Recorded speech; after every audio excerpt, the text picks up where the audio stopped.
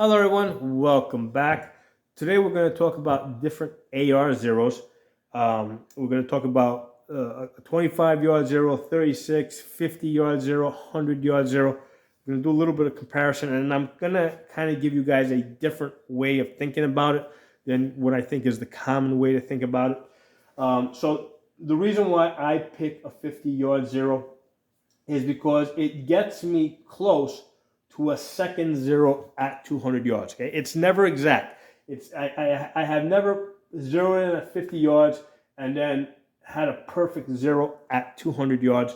And the reason for that is different barrel lengths, different bullet weights, different scope heights over your bore, different air pressure, different humidity, different temperature. All these things are going to affect how your bullet travels. Okay, so that's the first thing I want to say. Don't expect like perfection here. Don't expect that you're going to zero in at 50 yards. You're going to get a second zero at 200 yards. Okay. What I do is I need to start someplace, so I will usually start at 50 yards. And for those of you new to this concept, this is your barrel over here. That's your scope on top. Your line of sight is straight. That's the green line over here. Okay. So what happens is the barrel is pointed slightly up so that when you fire the bullet, it shoots basically towards the sky at a very slight angle, and then it intersects your line of sight. And then basically what we're doing here is we're picking at what distance we want that intersection to occur. Okay, so here I've picked it at 50 yards. So after it intersects it, it's going to keep rising, right? Because the bullet's pointed up. It's going to keep rising somewhere around 100 yards. It's going to reach its apex, which is about plus 4 inches. Okay, then gravity is going to start taking over, and that bullet's going to start coming back down, and then it's going to intersect it again at 200 yards. Okay, now that's not going to be perfect. Usually, the way I use the 50 yard zero, the purpose of this 50 yard zero is to get me on the paper at 200 yards, fire a bunch of shots, get a grouping, and then what I do is I readjust my scope to center my grouping around my bullseye. Okay. Now what that means is that my 50 yard zero is going to shift a little bit. Okay. If I go back and shoot the 50 yards again, it might be a half inch up or half inch down. That doesn't matter. My goal here was to get a second zero at 200 yards, and the purpose of the 50 yard zero was just to give me a way to get out there and make that adjustment. Now you might be at a range where you don't have 200 yards to shoot, in which case, yeah, of course, you're going to just zero in at 50 yards, and you'll be able to hit, you'll be able to hit center mass at 200 yards, but it's not going to be a perfect bullseye because you have to make adjustments. Okay? So with the 50 yard zero, like I said, I'm plus 4 inches at 100 yards. Second zero, 200 yards. At 300 yards, I'm usually down about 10 inches. Okay, so bullet drops. What that means is that at 300 yards, because of the drop, if I want to hit a head, right? And why do I say a head? Because usually that's all you're going to see hiding behind a tree or above a rock or something like that. So you're just going to see a head. So if I want to hit a head at 300 yards, I got to put the dot on top of the head here so the bullet drops about 10 inches and I can get that headshot. Okay, so that's how that works. So the reason why I picked the 50 yard zero is because I'm out in the woods most of the time. You can't see more than 100 yards anyway out here. So I'm more concerned with being able to get on the target fast inside of 200 yards. At 300 yards, because the threat is further away from me, I have time to basically assess, oh yeah, that thing is at 300 yards because what are the indicators? Cannot see the face, can't see hands, so I look for indicators like that. So that's a good indicator that now I got to put my dot on top of the head, okay, as opposed to, putting in the center. So the great thing about the 50 yard zero is from zero distance all the way out to 250 yards, I can put the dot here, okay, and the bullet's either going to be 4 inches high or 4 inches low. Okay, so that's the That's the basic idea of the combat zero, of the 50-yard combat zero. Put the dot here.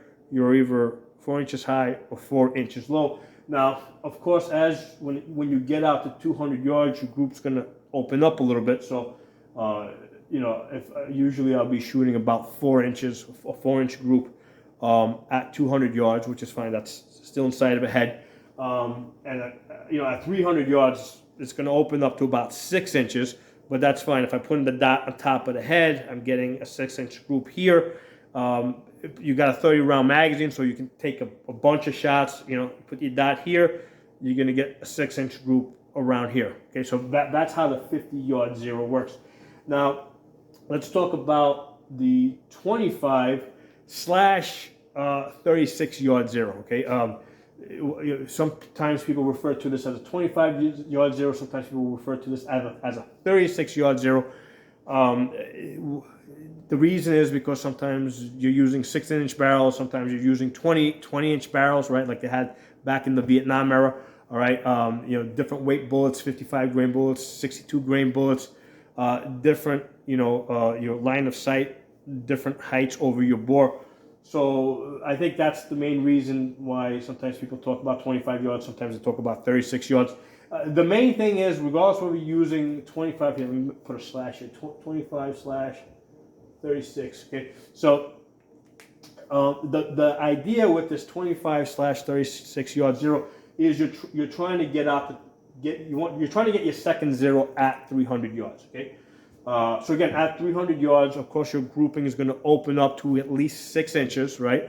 Unless you have like a precision rifle, match grade ammo. But let's assume that you're just shooting, the regular stuff. So you're going to get at least a 6-inch group, most likely 8-inch group. So you want the center of that 8-inch group to, come in at 300 yards around your bullseye. Okay, so you're going to use either one of these zeros. Doesn't matter whether you start off with 25 yards, 36 yards, 30 yards. It doesn't matter, make a difference. Or either one of these is going to get you on the paper at 300 yards so that you can make your adjustments. And sometimes people talk about meters too, so that confuses things even more.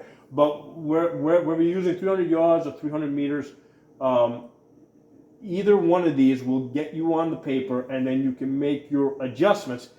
And after you make your adjustments, again, your zero back here is going to shift, right? So let's say I'm doing a 36-yard zero. It's going to move up half an inch or down half an inch. That doesn't matter because, again, if you're putting the dot here, it doesn't matter if you're here or here. You're still, hitting within the head, okay? So that's the main thing I'm trying to convey here with these zeros. It doesn't, the first zero, whether it's a 50-yard zero, a 25-yard zero, or a 36-yard zero, the purpose of the first zero is to get you on the paper so you can zero in your second zero, okay?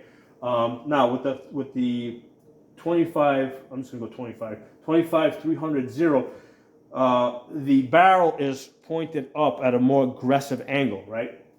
So, because of course your zero is a lot closer. So what that means is at 100 yards, you're going to be about 10 inches high, right? So because you're 10 inches high, if I've got that 25-yard zero, I have to put my dot here so I can hit here, okay? Right, because you're high. So this makes a lot of sense if you're out in the desert, right? So if you're out in the desert, in that type of environment, you can expect that you're going to be engaging at longer distances because you can see further, right? So what's going to happen is you're either engaging at further distances or you're doing CQB work, in which case, so you're concerned with really close or far away. You're less likely to be engaging at the medium 100-yard distances, right? Whereas where I'm at in the woods, I'm not likely to be engaging at 300 yards because I can't see past 200 yards. Sometimes I can't even see past 100 yards. So that's why I use the 50-yard zero. Okay? Out in the desert, I'm more concerned with getting that second zero at 300 yards. And it doesn't matter whether you use 25 yards or 36 yards. I think if you're using a 20-inch barrel, you go with 25 yards. If you're using a 16-inch barrel, you go with the No, or is it reverse? I think if you, hold on, I don't know. I don't use it, so I don't know. But you're going to have to experiment with that. That's something that you're really interested in. If you're using a 16-inch barrel, you're going to have to use one of those. If you're using a 20-inch barrel, you're going to use the other number, okay? And if you're not sure, like I am not, I would probably split the difference and go to 30 yards, okay? I would probably shoot 30 yards, okay? So I can get on the paper at 300 yards, right? And it will get me on the paper, right? It might be the very bottom of the paper, or the very top of the paper, but it'll get me on the paper. And then I can adjust to center my group around my bullseye at 300 yards, and then wherever that ends up readjusting back here, it doesn't matter. What does matter is with the 300 yard zero, I gotta know that my apex which is around 100 yards, right? Somewhere between 100 and 125 yards. But around 100 yards, I'm going to have my apex, and I know that's going to be about 10 inches high, which means that I got to put my dot below the chin in order to get a headshot, okay? So that's the important thing to know with this 300 yard zero. And like I said, if you're in the desert, this makes a lot of sense. I'm not in the desert, so this doesn't make any sense to me. If I was to move to the desert, I would definitely use that. But since I'm in the forest, that's what I'm using. I'm using the 50 yard zero. I'm only 4 inches high at 100 yards, which is the distance that I'm most likely to be engaging at. Put my dot here. I'm hitting up here somewhere. Works great. The 100 yard zero, okay, is typically what's used with a precision rifle or a precision scope, right? So you can take an AR, you can put a scope on it that has like turret dials.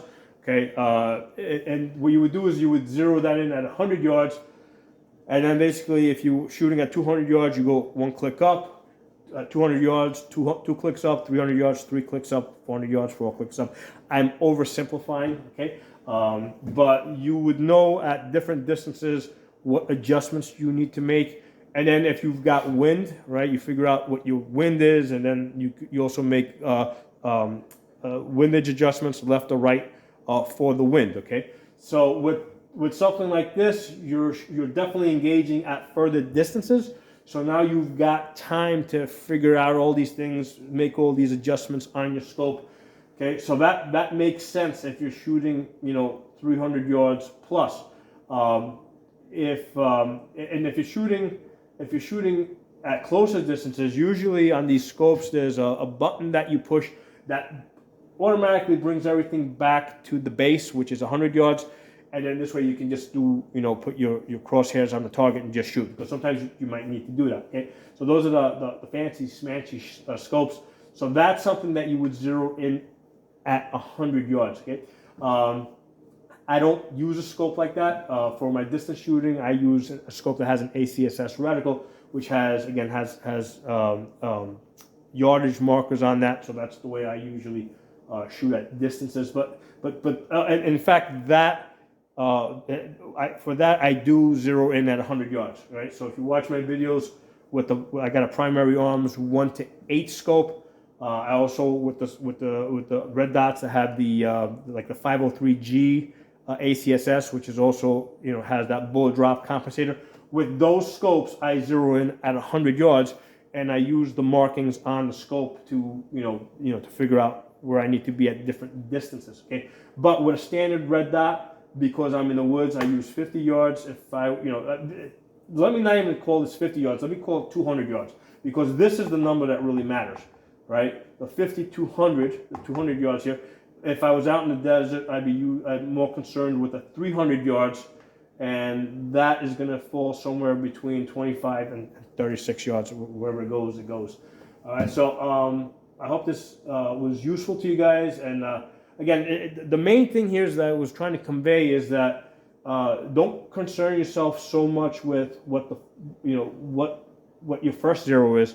Be more concerned with what your second zero is. The purpose of the first zero is to get you to your second zero. But it is convenient if you're at a range where, let's say, you want to be at 300 yards, but you don't have 300 yards to shoot, right? Because let's say you're let's say you're planning to travel someplace where you will be shooting at 300 yards. But yeah, you know, it makes sense to zero in at 25 yards. So when you get to the other place, you can, you know, you can fine tune this for, you know, for the 300 yards. Okay, so hope you guys enjoyed the video. Any comments, put them in the comment section. Make sure you guys are following me on my uncensored platforms. I have Odyssey, channel name over there is Pocono Tactical, and I'm also on Rumble over there. I am Pocono Guns. I'm also Pocono Tactical on Gunstreamer and HugeTube. And on YouTube, I also got Absolute Guns, Pocono Shooting, and Safa. So I'm all over the place trying to stay ahead of the censors. I'll talk to you all soon. Oops, hit the camera. Yeah, let me give you guys a zoom in case anybody wants to take a closer look at that.